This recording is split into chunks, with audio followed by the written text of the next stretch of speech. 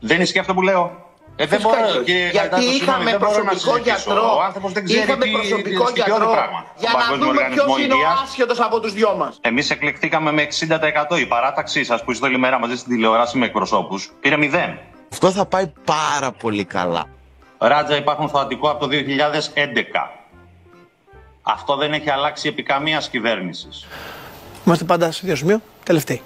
Και όταν κατηγορούσαμε τη μία κυβέρνηση, ξέρετε τι μας λέγανε διάφοροι υποκριτές? Say the line, Bart! Τους προηγούμενους τους κατηγορούσατε? Ναι, και τους προηγούμενους κατηγορούσαμε και αυτούς και τους επόμενους.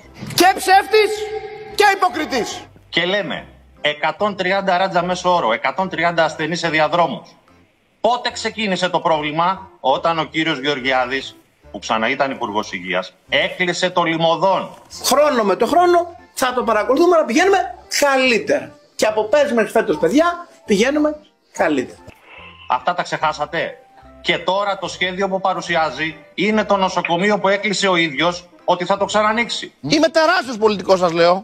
Εμείς πιέζουμε να το ξανανοίξει. Θέλουμε να το ξανανοίξει. Όπως και θέλουμε και να ενισχύσει την πρωτοβάθμια φροντίδα υγείας. Όχι μόνο δεν έχουμε μειώσει το προσωπικό, το έχουμε αυξήσει και γενικά πάμε προς το καλύτερο. Είναι τόσο παράλογο αυτό το αίτημα και στείλατε 2 δημιουργίες ΜΑΤ από το να μας αφήνατε να σας το πούμε στο Αττικό? Βλέπετε, είμαι βαθιά δημοκράτη. Οι μισές χειρουργικές αίθουσες στο Αττικό νοσοκομείο είναι κλειστές. Κλειστές. 7 στις 14. Εντάξει, βρε παιδί μου, τώρα αυτά γίνονται στη ζωή. Έχουμε 1.500 ασθενείς σε λίστα και άλλους 2.000 που με διάφορα κολπάκια, επειδή δεν δέχτηκαν τα ιδιωτικά βάουτσερ, ξαναμπήκαν στη λίστα από την αρχή. Τι υπόνοιες αφήνετε?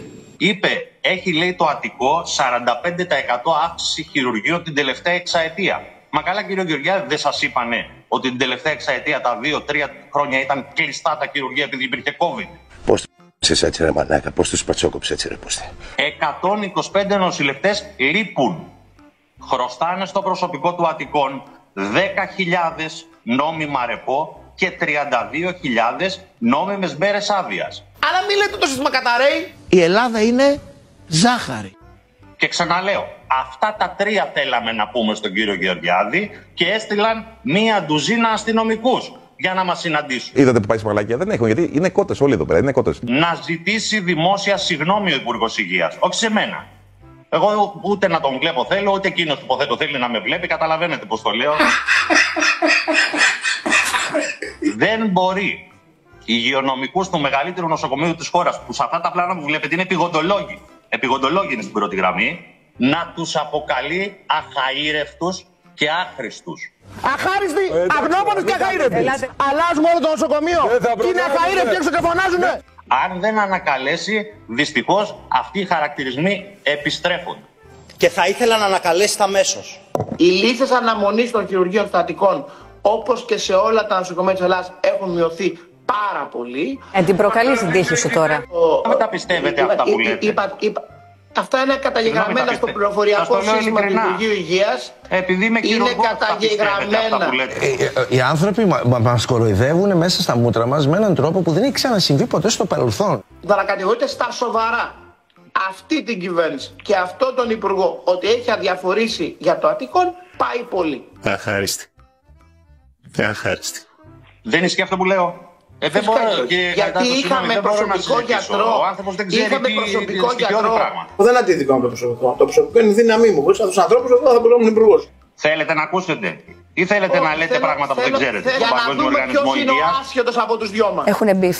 Έχουνε μεγάλο πολύ. Ο κύριος Γεωργιάδης δεν έκλεισε ένα νοσοκομείο. Έκλεισε 8 νοσοκομεία το 2013. Όλα όμως αυτά είναι περσινά ξινά στα φίλια. Και μάλιστα πανηγύριζε ότι δεν ήταν υποχρεωμένος από τα μνημόνια, ήταν περήφανος που έκλεινε νοσοκομεία. Παιδιά, μην κλείνει. Ακούστε, εκείνη. Και όχι μόνο δεν ενίσχυσε τα νοσοκομεία με προσωπικό, έβγαλε 1.200 συναδέλφους μας υγειονομικούς σε διαθεσιμότητα τότε. Εάν δεν μπουν και τώρα, τότε πράγματι θα ψηφίσει ο νόμος στη Βουλή που θα τους αποκλείσει για τα επόμενα 5 χρόνια. Και επίσης είναι συνδεδεμένο το όνομά του με το τελευταίο επίτευγμα της κυβέρνησης. Το έσχος των ιδιωτικών απογευματινών χειρουργείων. Του χειρουργείται έγκαιρα όποιος πληρώνει. Θα πληρώνουμε στα απογευματινά. Πόσο δεν πληρώνουμε? Πόσο? Πόσο, 2-3 ευρώ. Κάτι τέτοιο έχω ακούσει. 200-500. Σιγά να μείνουν 200-500. Αυτό είναι το έσχος που δείχνει την κατάδια τη σημερινή. Όποιος πληρώνει χειρουργείται, όποιος δεν πληρώνει παραμένει στη λίστα αναμονής. Ως λεγόμενο τον ήπιαμε, έτσι. Λόγος. Υπάρχουν μέρες... Με καλέσετε να μιλήσω για ένα και μόνο θέμα. Με βάζετε να Κύριε Μαραβάκη, να απαντήσει ο Υπουργός. Να απαντήσει ο Υπουργός. Ελάτε, Υπουργέ. Κύριε Μαραβάκη. Αριστερή! Αριστερή! Ξέρετε, όπως γίνονται εκλογές, έτσι κάνουμε κι εμείς. Εμείς εκλεχθήκαμε με 60%. Η παράταξή σας που είστε όλη μέρα μαζί στην τηλεόραση με εκπροσώπους πήρε 0. Πάρτε το κι αυτό υπόψη σας. Χωνεύστε το κι αυτό. Αυτό που δεν λέτε είναι η συμμετοχή στις εκλογές είναι πάρα πολύ χαμηλή. 1.300 άτομα ψήφισαν. Έπαιρνε ζωές, καριέρες. Πάρα πολύ χαμηλή. Κύριε Σιδέρη, ευχαριστώ θερμά. Θέλω να ρωτήσω κάτι τον Υπουργό. Μπορείτε σας παρακαλώ να σταματήσετε να τραβάτε.